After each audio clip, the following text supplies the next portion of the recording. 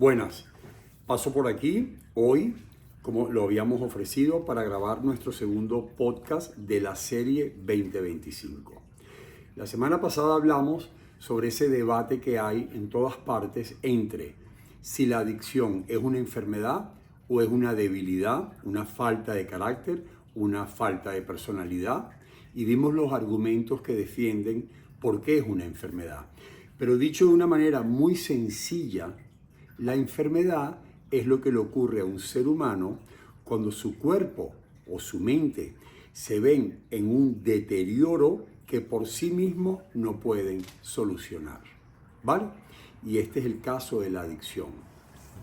Explicamos que a lo largo del proceso de consumo, alcohol, pastillas, marihuana, cocaína, etcétera, etcétera, a lo largo de ese proceso, que pueden ser años, donde aparentemente esa persona funciona bien y se casa y logra éxitos y hace empresas, maneja dinero, tiene hijos, por debajo, de una forma muy silente, esa persona que está consumiendo alguna droga lícita o ilícita está desarrollando una neurodependencia entre el químico y su organismo que aparentemente tiene la tolerancia para vivirlo, para sobrellevarlo, para sentir que lo controla. Pero llega un día que esa persona, ese futuro adicto, toma la decisión de que quiere frenar, que quiere reducir el alcohol, la pastilla, las cocaínas, lo que sea. Lo quiere reducir, inclusive el azúcar, el cigarrillo. Y se da cuenta de que si intenta reducir la cantidad a la cual está habituado, se pone mal. Tiene consecuencias negativas. Miren qué interesante esto, que lo comenzamos a explicar en el primer podcast. Estamos en el segundo. Esto significa que esa persona que está consumiendo, que ha reducido la sustancia, se siente incómodo, irritable, de mal humor, tiene cambios bruscos de temperamento, insomnio, hambre, pérdida de apetito. Hay más de 100 síntomas, señales que te permiten ver que esta persona, por no consumir, se pone mal.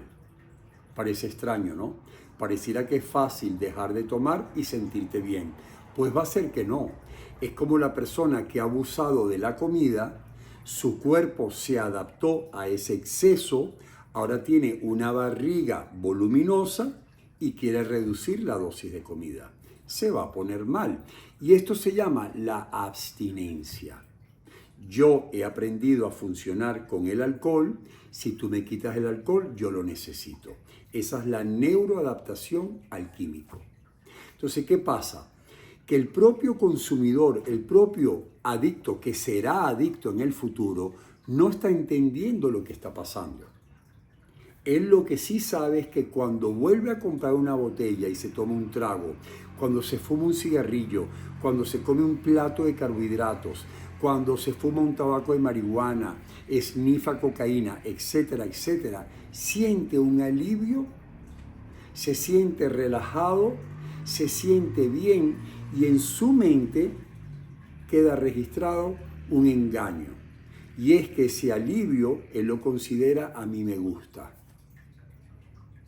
Cuando tú entrevistas a un adicto que se quiere ingresar en Centro Vista Campo, por ejemplo, y le preguntas por qué consumes, la respuesta del 90% en 17 años que tenemos ese maravilloso laboratorio de pacientes llamado Vista Campo, puedes observar que más del 90% te dice yo consumo porque me gusta. Y apenas empiezas a indagar en su vida, a escuchar su historia, qué ha pasado en los últimos tiempos, cuando ha consumido es un total desastre, un total caos. Entonces no es que le gusta, es que se siente aliviado porque ha consumido la dosis que su cuerpo ahora le pide. Sigamos avanzando. Esto va para los familiares, para los padres, para las madres, para las parejas. Pueden pasar muchos años, puedes llegar a ser un hombre exitoso, un presidente de banco, ser ministro, un gran jugador de fútbol, un gran cantante, pero va a llegar un momento en que el fenómeno de la tolerancia se va a presentar. Es decir, dicho de una forma sencilla, ese consumo inicial ya no le da el efecto que le daba antes. Es como si se hiciese inmune. Y así como al principio se fumaba un cigarrillo, ahora se fuma una cajetilla, porque el placer que sentía ya no lo está sintiendo. Y en vez de medio trago, es un trago, son 2 tragos, son 3 tragos. Antes se hacía llamar bebedor social porque tomaba cuando salía a la calle a una fiesta. Ahora resulta que está consumiendo alcohol dentro de la casa sin que se justifique porque es una celebración y sin que nadie lo note. El alcohol va siendo parte de su vida, o la marihuana, la cocaína, las benzodiazepinas, etcétera, etcétera.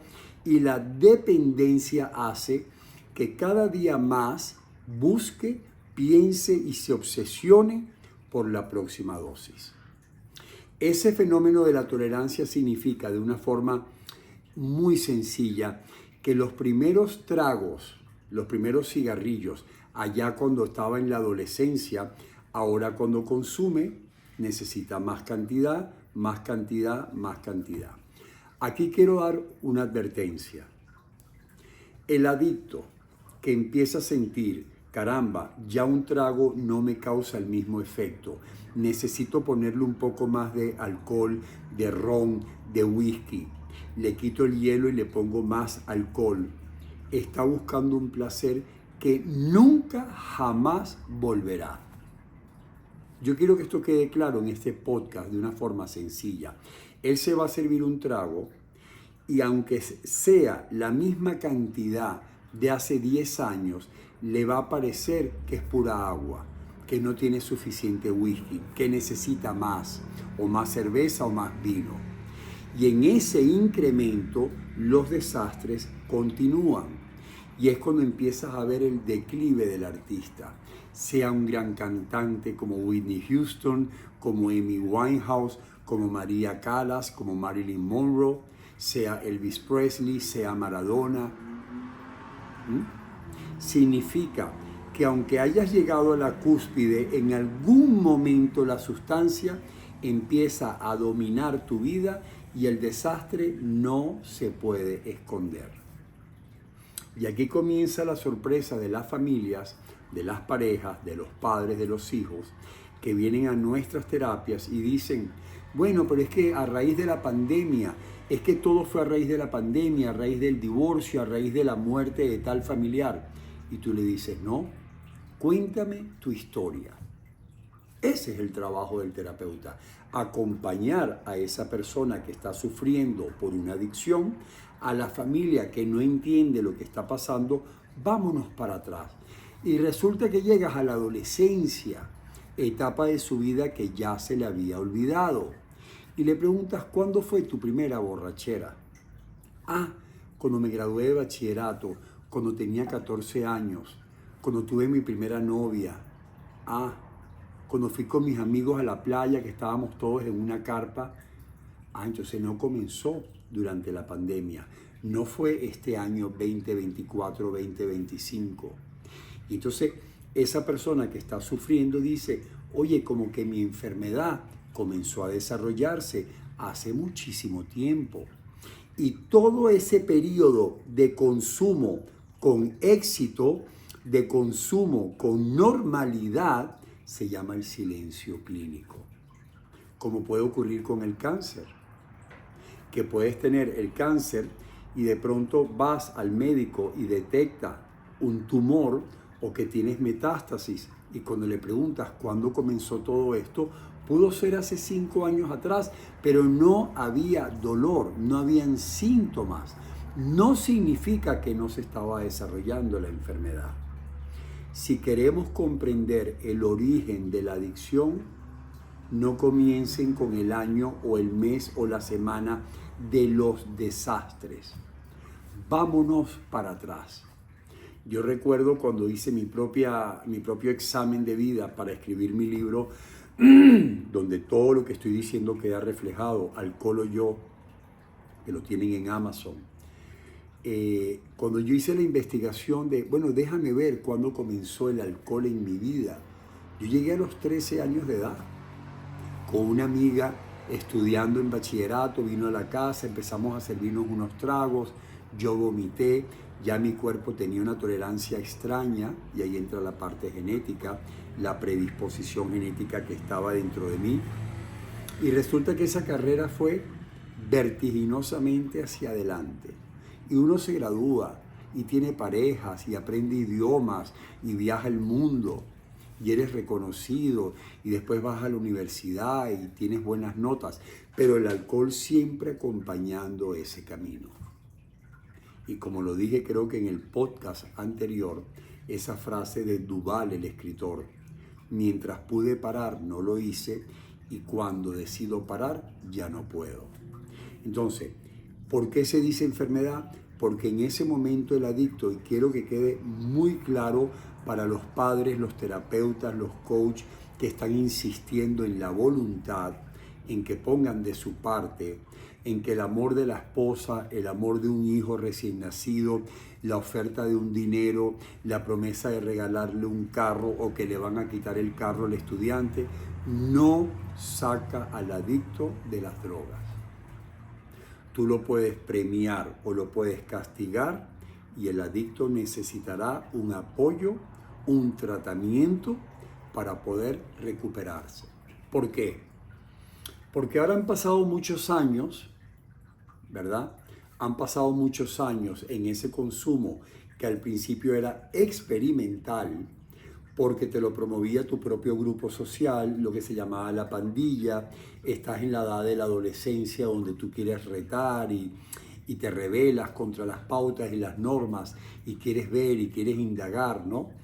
Y en ese mundo de prueba vas pasando, no la mayoría. Decimos que de 10, dicen los expertos, de cada 10 unos 3 consumidores van a desarrollar la dependencia. No todos. Como no todo el que come azúcar se hace diabético, ni todo el que come mariscos se hace alérgico. En el caso del alcohol, la marihuana, la cocaína, no todos van a desarrollar una adicción. Pero este grupo que desarrolla la adicción llega un momento en que se da cuenta que tiene tiempo tratando de observar, de entender, de esconder, de justificar un deterioro. Si eres estudiante en el colegio, si es tu cuerpo, tu imagen, tu rendimiento en el trabajo, empiezas a perder el trabajo, la calidad, los proyectos, pierdes interés en rodearte de personas de un nivel, pierdes interés en el deporte, en las excursiones, en la naturaleza, tu curiosidad, la curiosidad por la vida se va mermando. Es una especie de anedonia donde todo aquello placentero de antes empieza a perder interés en tu vida. Y tú empiezas a sentir que tú no vales lo suficiente, que tú eventualmente vas a fracasar, que no eres igual que el resto de tu familia, que no eres el hijo pródigo, que no eres el estudiante estrella, que no eres el chico que se destaca en el deporte o en la discoteca o en el lugar donde hay interacción social. Y empiezas a tener una pérdida de autoestima que va incrementando ese consumo.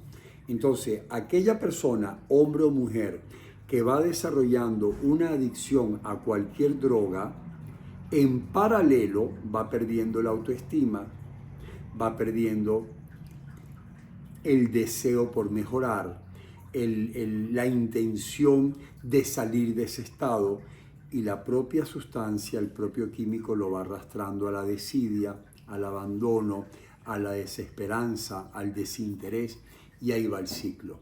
Más sustancia, menos patrones, creencias, pensamientos positivos, y viene un tercer elemento, y es la familia.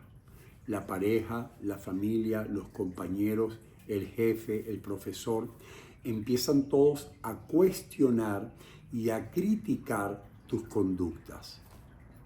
Como siempre digo en las grabaciones, la tomografía, la radiografía del adicto se mide por sus conductas. En otras enfermedades, tú abres una radiografía y tienes unos valores, tienes unos exámenes de sangre, etcétera, etcétera. Aquí son las conductas, son los desastres que comienzan a presentarse en el hogar. La ira, la rabia, la mentira, la manipulación, el desinterés, la humillación, la falta de compromiso, la falta de verdad, la desilusión, el pensamiento negativo, la depresión, la nostalgia, empiezan a rodear el estilo de vida de ese adicto, que entre la sustancia, la dependencia que desarrolla psicológica y físicamente, y todo lo que ve que va ocurriendo a su alrededor, más los comentarios, las críticas y los juicios sociales, inclusive de la familia, lo terminan por convencer que no va a salir adelante. Y esto es lo más peligroso en la enfermedad de la adicción. En cualquier enfermedad tradicional, tú dices en tu casa, tengo un problema en el hígado, tengo un problema en el riñón, tuvo un infarto del corazón, tiene coronavirus. Toda la familia corre a apoyarte porque tienen conciencia de que no fue por voluntad propia. Cuando el adicto pide ayuda, hay la sensación, hay el pensamiento colectivo, lo hizo porque le dio la gana, porque no valora, porque no agradece, porque no tiene un par de cojones, porque le falta carácter. Eso es lo que le falta, carácter. Entonces, a lo largo de más de 20 años, lo que escucho por parte de todos los padres, los hombres, principalmente el hombre, es: ponlo a trabajar, Julio, búscale un empleo, ese es el ocio que tiene. Si estuviera ocupado, no estaría en drogas. Si él estuviese ocupado, no estaría en drogas.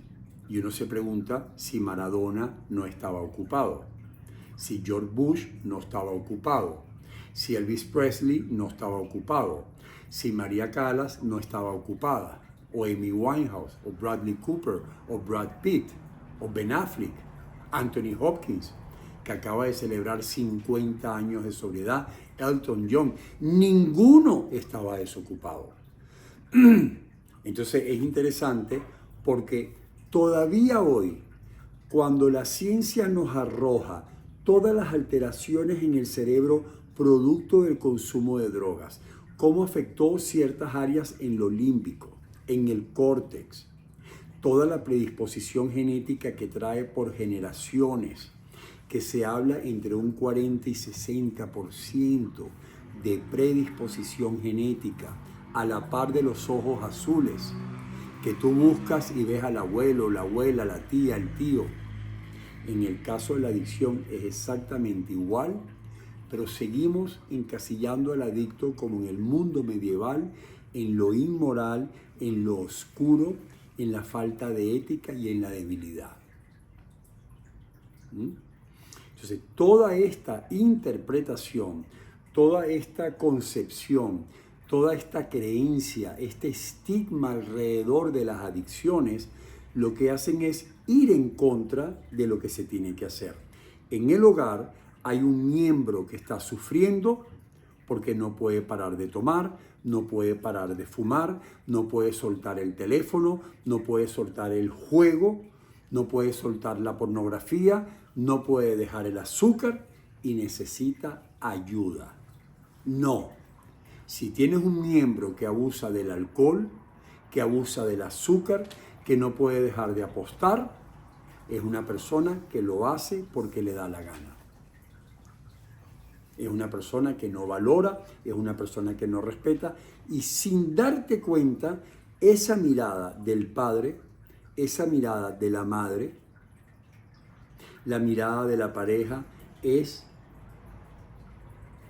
refleja que no siente admiración por lo que ve, que no siente orgullo por ese hijo, que no le ve esperanza y futuro y se lo transmite. Entonces este ciclo entre yo consumo, desarrollo una adicción, no sé cómo frenar, lo intento pero no puedo, la familia dice que es mi culpa, que no pongo de mi parte, la sociedad me rechaza, me excluye, hacen que la adicción crezca y crezca y crezca hasta el día que ese adicto, presten atención, en nuestra sala de terapia, que no tenemos una verdad única, pero sí tenemos la verdad de 20 años, 17 en Venezuela, en Centro Vistacampo, 20 años observando cuál es la acusación de la familia y la defensa del adicto. Y el adicto termina por decir, consciente o inconscientemente, si yo me quito del medio, si yo me desaparezco, si yo tengo una sobredosis y me voy al más allá, todos van a estar mejor sin mí en casa. Entonces, imagínense lo peligroso de lo que estamos hablando, de esta enfermedad tan mal comprendida, que es así como en los años 50 a los muchachos con síndrome de Down los escondían en los cuartos y no los sacaban a la calle, como en la época del SIDA los recluían en la homosexualidad o en el color, en los negros, cosa que no era cierto ni lo primero ni lo segundo, era falta de información, falta de conocimientos. Ahora el adicto, a pesar de tener evaluaciones desde la epigenética, desde la neuroimagen, desde la psiquiatría, desde la biología, donde podemos ver los escáneres, el PET scan, que te muestra así cada órgano, cada capa, cómo está alterado ese cerebro por la consecuencia del THC, del etanol, etc. A pesar de eso, se sigue pensando que es un problema de conducta, de falta de carácter, de falta de voluntad. Y he escuchado a lo largo de años en mis terapias que el padre le cuenta al hijo cómo él dejó el alcohol, cómo él dejó el cigarrillo, la madre le dice a la hija cómo hizo la dieta y le funcionó, y aquella hija y aquel hijo, escuchen lo que les voy a decir, termina confiando más en la droga que en la propia familia, porque la droga le garantiza evadirse de la realidad. La familia le recuerda que es una persona que produce vergüenza. Se tiene que sentir culpable por lo que hace y vergüenza por ser adicto. O sea, todos estos factores, todas estas circunstancias entran en la ecuación de por qué cuando empiezan a abusar y pasan de la etapa experimental a la habitual, nadie enciende las alarmas. Es un tema que nadie quiere conversar. Te llegan los hijos borrachos a la casa, los padres se ríen. El padre llega borracho a una reunión de trabajo y la familia se ríe. La madre pasa la mañana en la cama con las pastillas ahí visibles, sea lo que sea, las benzodiazepinas, lo que sea, los calmantes, los somníferos. Y esos muchachos no cuentan con la madre para poder desayunar con ella o ir a la escuela. Y te dicen que es una vaga, que esa madre no sirve para nada, que no es responsable, que no ama a los hijos. Entonces, la adicción es una enfermedad que produce vergüenza. Te sientes avergonzado, no te sientes apoyado. Es una enfermedad muy solitaria, muy solitaria. El adicto puede tomar públicamente. El adicto puede hacer una estupidez en una fiesta, puede montarse en la tarima a bailar y cantar. El que se mete un tabaco de marihuana puede ir hablando tonterías, pintando, no pintando, que toca música, que no. El de la cocaína te amanece en las discotecas, el del fentanilo por ahí perdido, el de la piedra y el crack por las calles, el del bazuco. Y sin embargo, nadie dice, hagamos un alto, que este ser que amamos está en una situación de riesgo que lo puede llevar a la muerte. Cuando tocan la puerta de un terapeuta, de un psicólogo o nos llaman en Centro Vistacampo, han pasado años de desastres que han pretendido esconder, minimizar, encubrir dentro del hogar, por aquello de que los trapitos se lavan en casa. Entonces, Si hemos hablado en el primer podcast de una enfermedad, vean todo lo que le vamos a sumar. Se le da asistencia de una forma tardía, no se le acerca a un profesional, los padres pretenden a punta de limitaciones, de amenazas, de castigos o de ofertas, regalos y recompensas, intentar sacarlo de X sustancia, sacarlo de la adicción al teléfono, la adicción a las redes, las apuestas online, la pornografía. Y cuando llegan a terapia, todos los sábados que reunimos a los familiares, uno les pregunta a las madres, ¿y a ti cómo te fue estos 10 años dándole tus malos consejos a tu hijo? Porque son malos consejos porque la madre no es una profesional. En ninguna enfermedad el padre y la madre pretenden ser cardiólogos, traumatólogos, oculistas, pero en el ámbito familiar todos creen saber lo que tienen que hacer. Y uno con amor y cariño, con mucha compasión, les pone trampas. Y les pregunto con cariño a las mamás, a las parejas, ¿hace cuánto estás intentando sacar a tu marido del alcohol, del abuso del alcohol? Yo le quito la botella, le pongo la botella, ya no salimos para la fiesta, que él se vaya solo, yo me voy sola, suspendemos los viajes, yo lo persigo, yo llamo a la oficina. Y tú les preguntas, ¿y cómo te fue? No lograron nada. Y le preguntas a la madre castigándolo, acompañándolo, buscándolo, llevándolo, prohibiéndole salir, prohibiéndole los amigos. ¿Cómo te fue? No lograron nada. Porque es una enfermedad que produce vergüenza, que muy pocas personas se creen cuando dicen, sí, yo sé que está enfermo. Se creen que está enfermo el día que fallece por sobredosis en un accidente de carro, el día que intenta suicidarse porque ya no puede más. Ese día la familia reacciona y dice, ¿qué está pasando aquí? Pareciera que no la está pasando bien y hace muchos años que no la está pasando bien. Todo esto que estamos conversando, que estamos hablando aquí, tiene que ver con lo que rodea la enfermedad del adicto. Y sí es importante dar un mensaje en este podcast de hoy. La adicción es tratable. Hay que acercar al adicto mucho antes del desastre. Y quiero dejar claro algo, fíjate, la famosa frase pisar fondo. Es una absoluta locura desde nuestra perspectiva, desde nuestra experiencia, decir, como dicen muchos psicólogos, psiquiatras, terapeutas, tienes que dejar que pise fondo. ¿En qué enfermedad dices tú, déjalo que pise fondo? En el cáncer, en un problema del corazón, en el coronavirus, en un problema de diabetes, peritonitis. ¿En qué enfermedad del mundo tú dices, déjalo? En esta. Porque como tenemos aquí en la última neurona escondida la creencia, ese es un vago, ese es un irresponsable, él le falta personalidad y carácter, eso es lo que le falta a él, pues que termine en la calle, que lo pierda todo, que se dé un carajazo para que reaccione y valore y eche adelante. Y el porcentaje de muertes, mientras se espera que reaccionen en el pisar fondo, te indica que solo en los Estados Unidos, cada 6 minutos fallece un adicto. Cada 6 minutos se entierra un adicto.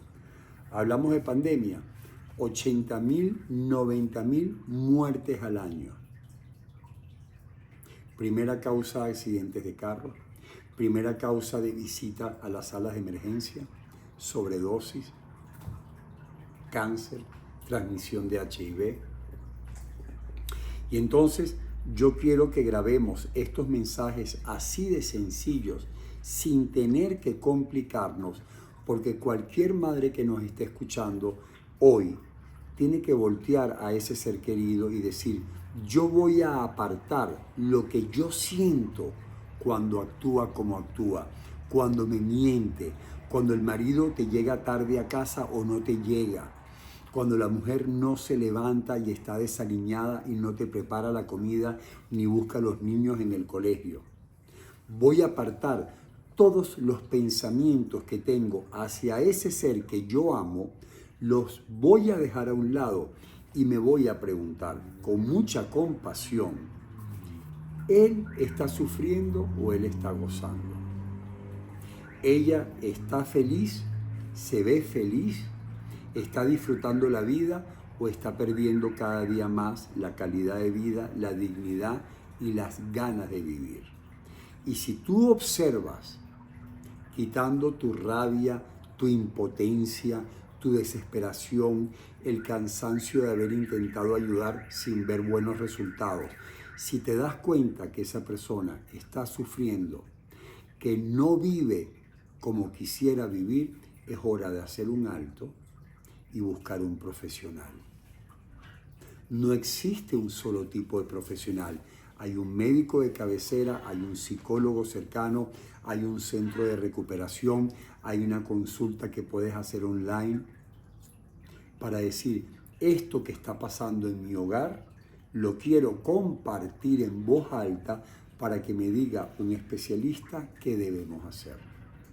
Porque la adicción es tratable siempre y cuando no escondamos, no reneguemos al adicto a la oscuridad.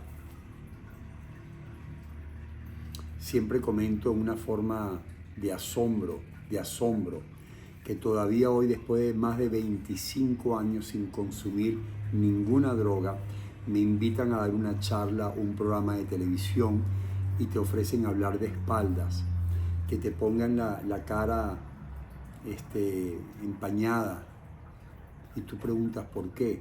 ¿Por qué no se puede hablar de esta enfermedad en voz alta? ¿Qué tan malo tiene esta enfermedad que no sea el estigma, la falta de conocimiento, el miedo que produce? Porque es una enfermedad familiar, como dije en el podcast y lo diremos siempre.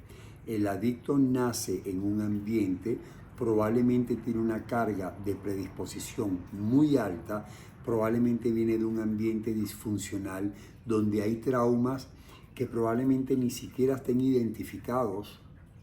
Y por supuesto la oferta. ¿Cuántos hijos no toman copiando a los padres? ¿Cuántos hijos no fuman copiando a los padres?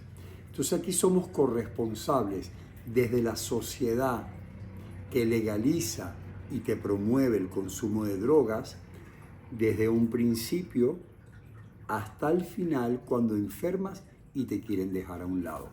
Fíjense lo siguiente, en Estados Unidos hay necesidad de atención para adictos enfermos de más de 20 millones de personas necesitadas de apoyo. Solo el 10% tiene acceso a tratamientos públicos o privados. Entonces, para ir un poco concretando hoy, porque quiero que este podcast quede llano, quede sencillo para la familia, para los amigos que están viendo a alguien sufrir. Si hoy nos quedamos con el aprendizaje, con la reflexión de que si tenemos a alguien cerca que tiene una dependencia a sustancias o conductas, y esto nos motiva a pensar, caramba, no me había dado cuenta de que tal vez esté sufriendo, ya este podcast está justificado. Si cualquier persona que esté observando a alguien escondido, encerrado, en la calle, riéndose por reír, llorando sin saber por qué, desaliñado, aislado, ensimismado, triste, opacado, no lo deje pasar, no le des la espalda, porque tal vez estamos a tiempo de acercarlo a un tratamiento. Enciende las alarmas, como las encendemos cuando tu hijo tiene 38 de fiebre. Tú no esperas a 40 de fiebre para llamar al pediatra. Cuando un hijo empieza con fiebre, con malestar, salimos todos corriendo para prevenir un desastre. Hagamos lo mismo por el adicto y tal vez en vez de pisar fondo, evitemos que llegue al fondo. Entonces, llámenos, vean nuestro canal de YouTube. Nuestro canal se llama Julio González, Recuperación de las Adicciones. Ahí pueden escribirnos, pueden contactarnos con el Instagram. Directamente nuestro equipo profesional les va a responder, los vamos a orientar. Nosotros dentro del habla castellana vamos a asesorarlos donde ustedes se encuentren, pero llegó la hora de hacer un alto y dejar de pensar lo hace porque quiere, no para porque quiere. Podría ser muy tarde. Y si la conducta es de una resistencia y la apatía a aceptar ayuda es el horror, con más razón buscarás a un profesional que te dé las herramientas. Abajo tienen nuestras coordenadas, tienen la manera de contactarnos y recuérdense que todos los lunes seguiremos subiendo un podcast totalmente familiar, totalmente sencillo, llano, para ver si de esta manera empezamos a despertar la reflexión en el entorno familiar o social de alguien que tenga una adicción a sustancias o conductas. Para nosotros es un placer, ahora este año 2025, que los 20 años de experiencia en nuestro centro, en nuestras salas de terapia, viendo diversidad de perfiles humanos, diversidad de culturas, diversidad de ambientes familiares, de sistemas familiares, diversidad de cultura, de raza, de religiones, ver cómo se comportan los seres humanos cuando hay una adicción y cómo hemos logrado el altísimo nivel de recuperación a largo plazo que hemos logrado en estos 20 años. Escríbanos, vamos a compartir y sigamos adelante tocando todos los temas que se van presentando.